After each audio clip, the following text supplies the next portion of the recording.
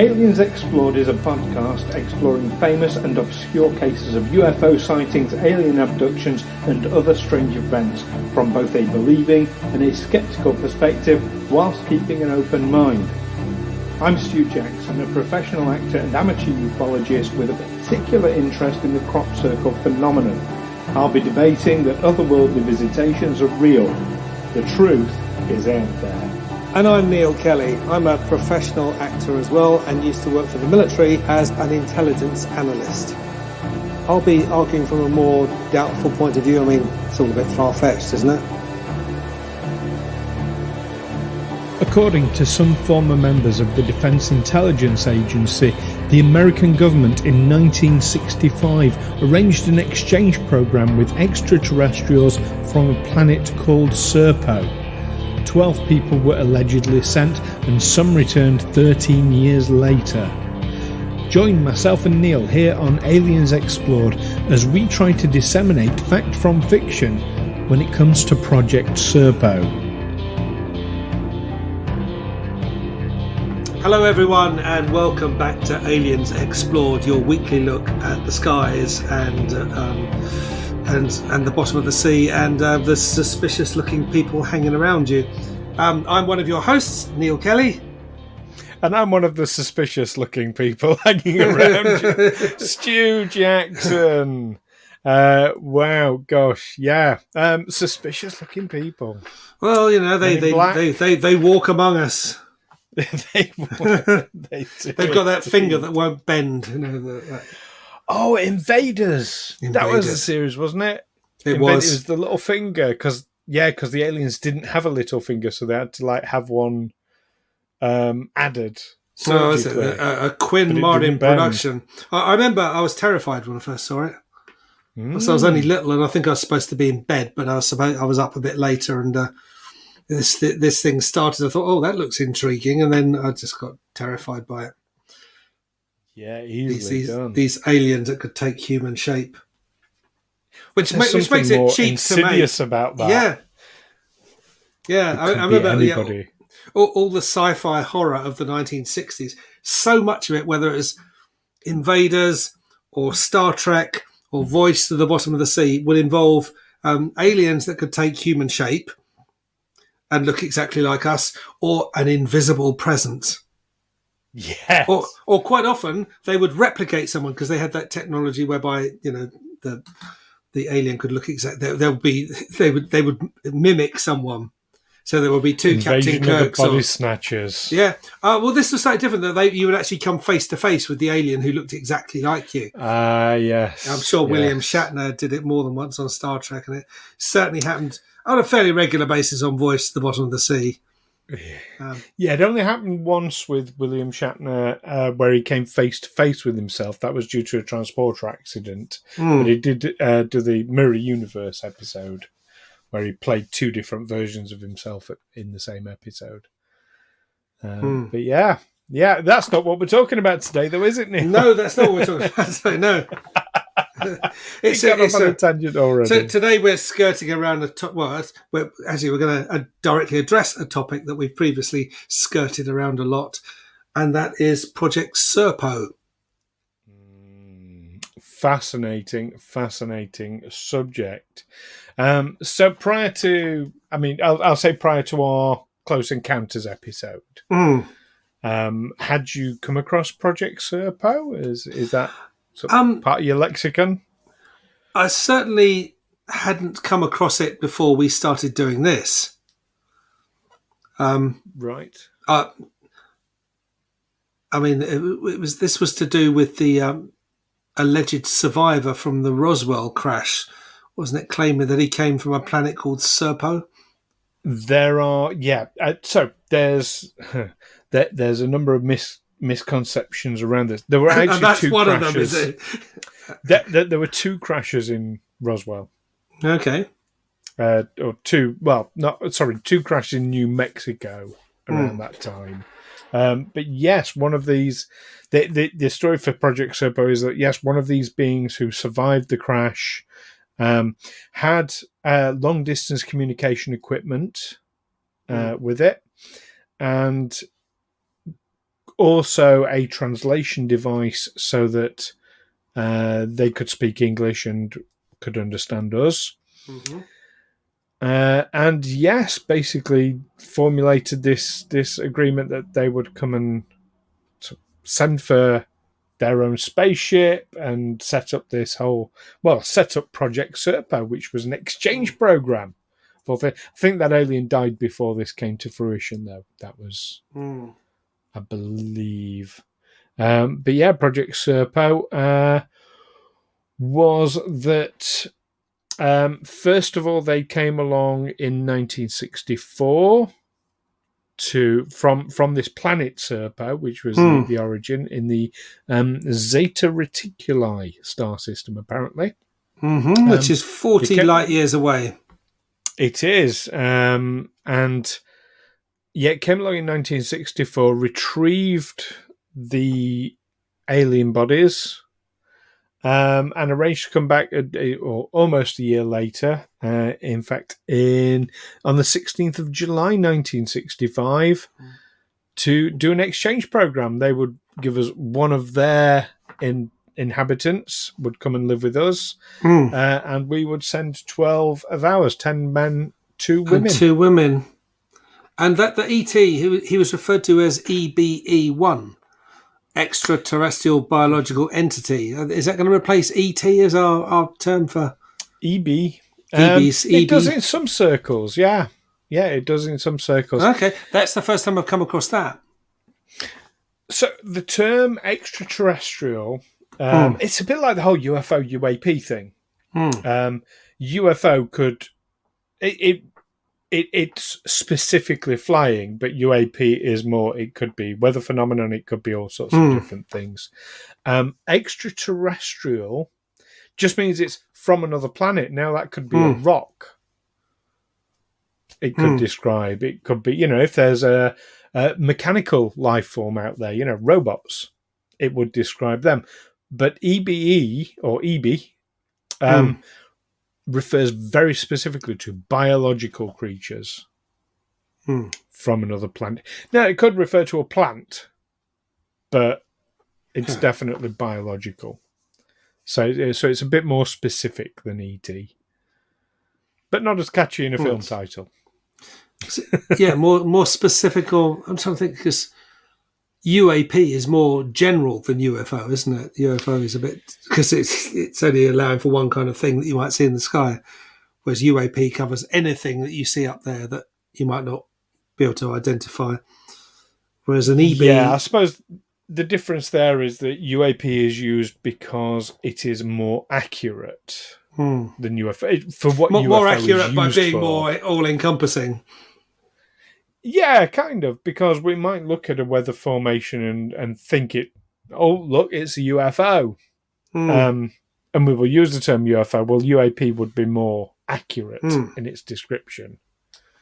And also true. If someone said, well, no, that's just this weird thing. It's a combination of clouds and ball lightning and a trick of the atmospherics. They said, well, yeah, so that's what it was until you told me what it was. As far as I'm concerned, it's a UAP. You haven't proven me wrong. If it's not flying, if it's not flying, then it wouldn't be accurate. No, but an aerial if it's phenomenon, or floating, or just an optical illusion. Well, isn't a satellite technically always just falling? That's how. Falling on a. It's falling, but it's going so fast. Laterally, that it just keeps missing the Earth. That's how orbits work. Yeah, I think I remember reading something about that. In a constant state of falling. But yes, that does ring a bell. If you slow it down, it will just drop. Yes. So back on Project Serpo. I was thinking of a way of segueing, but I can't. So I'll just do it. So these creatures, these extraterrestrial biological entities, known as EBANs, which is very close to EBE, isn't it? EBANs, yeah.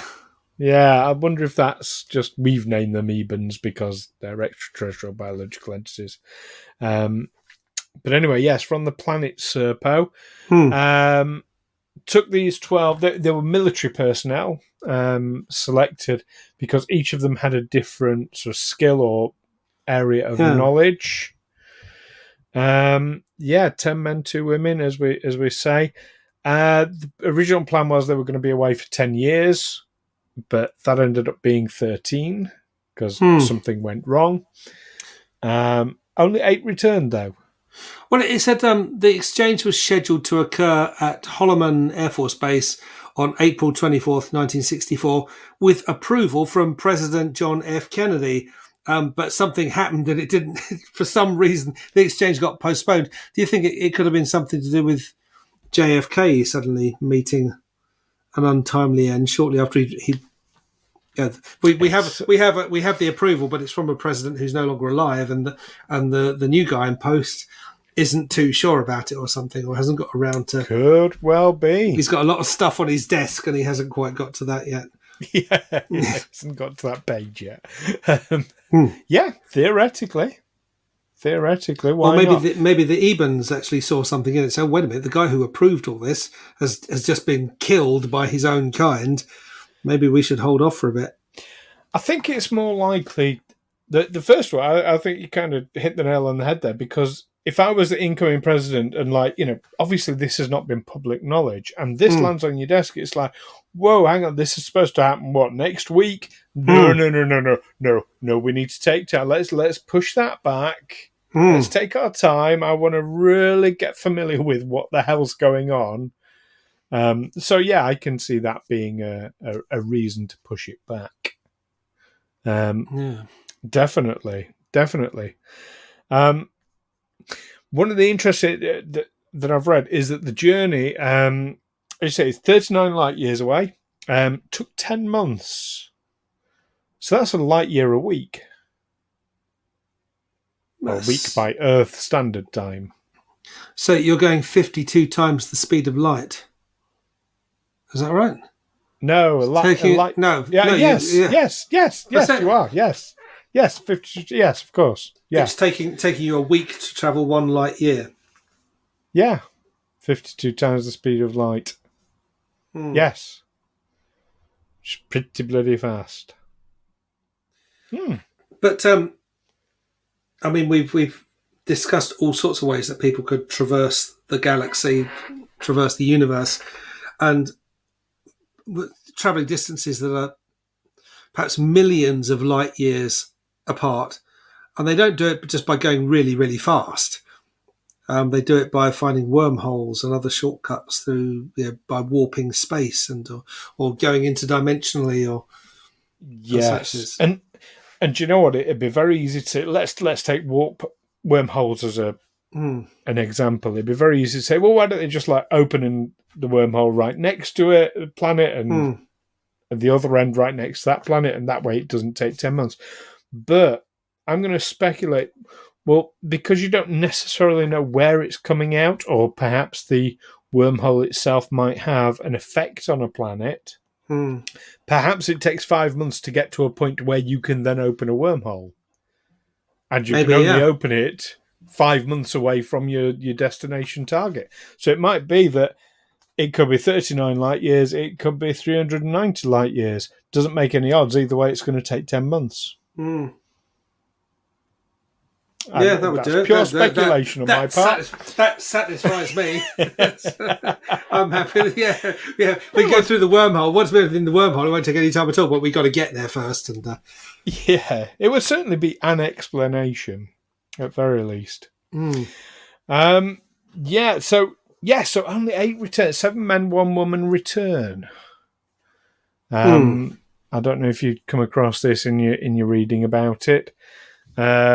Two of the personnel died on this planet Serpo during their exchange, and 2 of them decided to remain.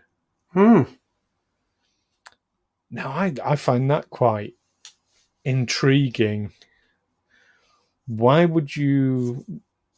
so I'm trying to put myself in that position. Yes, going, knowing it's going to be for 10 years... Yes, absolutely. It'd be like just the most incredible thing ever. But why would you want to stay on an alien world? Well, it might be, Captain Kirk visits some planets. You think, that would be a nice place to stay, wasn't it? Wasn't it Jar Jar Gabor, who was Queen of Outer Space, from the all-female planet Venus? You can see why men might want to stay there. A planet populated entirely by voluptuous women, Amazonian types. Well, Amazon women on the moon. But that's the thing. I mean, we're talking science fiction. That we're talking here about actual, genuine aliens, and everything would be, unless it is some sort of utopian paradise. I don't know. I find that. I also don't know if it was one of the women who died or one of the women who decided to remain. It may be that just two of them just fell in love and decided they wanted to. I mean, apparently they planned to stay on Serpo for 10 years, but they ended up staying 13 years because of the confusion in their calendars, because it was difficult to keep track of days because there were two suns that made it very bright and very hot. A day lasted 40 hours as opposed to 24. They miss. Mind you, you'd think that astronauts would be able to calculate something like that, wouldn't they? You'd hope that the Ebens would be able to calculate something like that. It does seem a bit strange, that one. But I'm do you know what? This is again pure speculation on my part. But I'm going to throw out another theory. What if it was two of the male personnel who fell in love, and their love, of course, it's fine. It's fine on planet Serpo. They're not prejudiced, but they might not want to come back to Earth. But in the 1960s, I can imagine. Well, in the early 1960s, they might have thought, yes, no, they wouldn't understand our love on Earth. Whereas for the Ebens, it would be like we don't care. It's a different species, and I think homosexuality was still illegal in England at that time, wasn't it? It was decriminalised in 1967, the 1967 Sexual Offences Act, which allowed for a sexual act between two men over the age of 21 in private. So the military weren't covered by that act, for instance, and military personnel. At the time I was in the army, military personnel could theoretically get a 5-year prison sentence for engaging in that sort of conduct. But the reality was that the army was surprisingly more progressive than the law of the land. I remember I was with an infantry regiment in Germany, and two guys who were supposed to be on guard, well, they were on guard duty, supposed to be patrolling the perimeter, were found having sex. And I remember the sergeant major saying to me, "Don't worry, we know how to deal with their sort." And I thought, that sounds a bit ominous. So they're going to get shot. Yeah, what do you do with their sort then? And he said, we put them in mortars platoon. And I said, oh, why mortars platoon? He said, well, that's the gay platoon. That's what, and it was. There were the two heavy weapons platoons, mortars and anti-tank, tended to be the sort of older soldiers, where the average age of a rifleman was probably about 19. These would be old lags, not NCOs, but they'd lived in their own little quarters on the edge of the barracks, and no one bothered them. They just got up to whatever they got up. They would only give lip service to good conduct to military discipline. But they were heavy weapons experts, so they were necessary people. Have been put up with, but a CO. I mean, we've become much more progressive these days, of course. But back then, I can see why it wasn't so much for. It wasn't so much for progressive reasons. It was that a commanding officer, if he dealt with it internally, he can keep it all within the regiment, or all within a small number of people within the regiment. If it goes to court martial, it goes beyond the regiment. And the next thing he knows is his peers are going to be taking the piss out of him for having a gay regiment. I know. I was trying to segue that back to right, subject, and I resisted. Resistance is useless. Yeah. So anyway, I mean that's pure speculation on my part. I really wouldn't know. But yeah, so I mean, it's a hell of a story that they tell, a hell of a report. It's come from, and this, I'm a little bit saddened by this, but it's come from anonymous United States government and military personnel, but various, not just one. There's various sources, like allegedly official sources, for this. And it is talked about quite widely. Yeah, no, they learned that the population of Serpo at the time of their visit was about 650,000, and they were all Ebans. There was no other race or species on the planet other than Ebans. So what did they eat? Presumably there were other species of plants rather than animals. Or they grew their own food perhaps, or synthesized it. So I'm assuming we're not that far from that technology ourselves. We can grow meat in a lab. We can, we can synthesize proteins, and we're not far away from being able to do that. So, you can imagine a species, millions of years in advance of us, technologically speaking. Yeah, that wouldn't be a problem. They wouldn't need a food chain or anything like that. And of course, it is possible that Serpo is not their homeworld, but rather maybe a colony. That's possible, isn't it? Yeah. Or maybe they're the only species because they've eaten the rest. Maybe, yeah. Maybe they are the survivors of a catastrophic war. I always think that when extraterrestrials come to visit us, they come to sneer as much as anything and see how primitive we are and how we only make technological advances if we think it will give us some advantage in a future war. We're pretty much barbarians. We're the same. We're not much evolved emotionally from 2,000 years ago, 3,000 years ago, where they're still the same barbarians who will fight a war. Technologically, we have advanced massively, though, certainly over the last few hundred years. I discovered a thing very recently that absolutely blew my mind, is that a Tyrannosaurus Rex, if you look at the timeline of the planet, it is chronologically closer to an iPhone than it is a Stegosaurus. I saw that. Because we tend to think that the dinosaurs were all sort of there at the same time, don't we? Or roughly, they all got wiped out together. We don't think of the process of evolution and extinction was an ongoing thing even then. Exactly. I suppose because it led some credence to the idea of I don't know if you're familiar with this hypothesis, this theory that people put out, that the dinosaurs did in fact evolve into intelligent a saurian race, like humanoid intelligent race, but they buggered off in spaceships. I haven't heard that one. Or maybe David Icke would say they actually became kings and queens, and they became our rulers. There's that as well. The lizard people. Reptiloid sort of race, or saurian race rather. That's out there. That's a theory. That's a theory. Maybe one for a future topic of discussion. Perhaps the lizard people. Yeah. So Project Serpo. Actually, I wasn't really familiar with it at all. I had no idea until I looked into it in preparing for this show that there'd been some kind of exchange program, allegedly.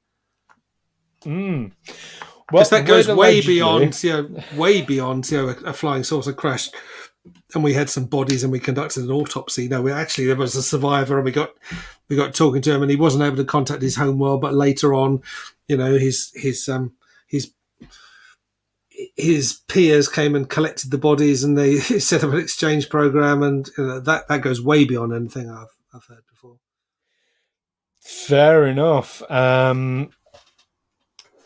But that brings us actually very nicely to our usual summary. So, Neil, the ultimate question we've got to ask, Project Serpo, is it a real and accurate record of something that happened, or is it a load of made-up nonsense? For something that's real and actually happened, I imagine very few people have heard of it.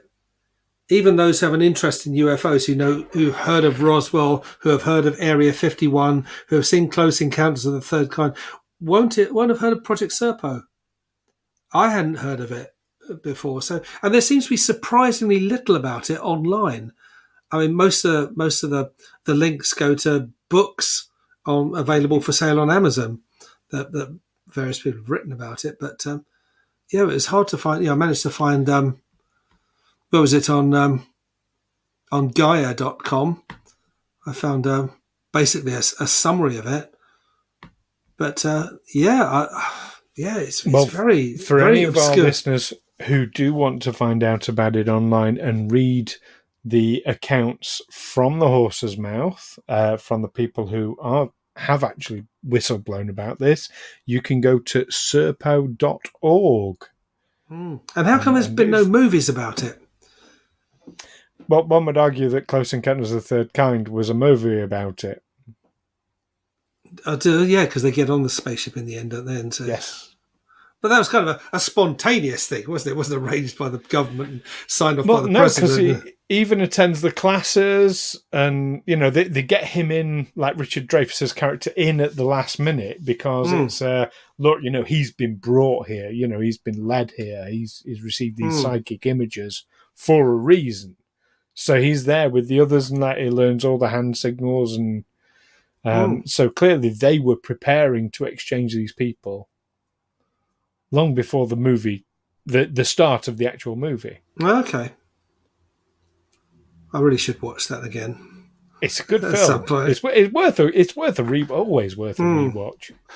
And there have been documentaries about it over time, but it's like, so you say, like, why have we never heard about it? It's like anything else to do with this part of the strange things that go on in life. We don't hear about it because not enough people take it seriously. But we hear about all sorts of other things that people don't take seriously, like Roswell, Area 51, UFO crashes, Foo Fighters. Well, I mean, let's take Roswell, like one specific aspect of Roswell at face value, which is that the first report that it was a crashed flying saucer or flying disc, as they very specifically said, a crashed alien flying disc came from the Air Force itself. And yet people will still be dismissive and say, oh, yeah, but it was just a weather balloon, wasn't it? So, no, I never underestimate people's ability to dismiss things just because it's easier not to believe it. And I'm willing to bet at some point in your life, Project Serpo might have been mentioned, but because you've got no real connection to it, you've got no reason to sort of pay attention to it. It's like when when you're walking down the street and you hear someone behind you shout, "Oh, Neil," and you turn around, they're actually talking to somebody else. You hear that much more clearly than you do any other name being shouted. Yeah. Is that kind of, it's the opposite of that. You don't hear about it because you don't have an interest in that sort of thing. But I bet you have actually heard about it. Yeah, but I'm also thinking about that. We discussed Project Blue Book. Yes. Or it was the Robertson Committee. Was it the Robertson panel? Yes. And there was talk about how they fabricated these stories about UFOs, and just sort of slipped them out into the media as a cover for their experimental aircraft, which they didn't really want people to see, and which they would want people to. Really, the idea is that you see one of these experimental aircraft, you attribute it to your mind connects to these UFO stories you hear.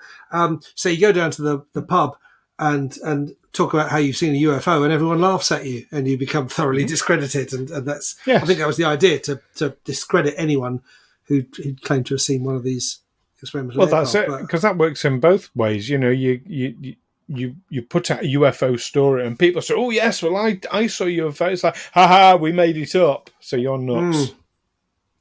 You know, it discredits on both counts. But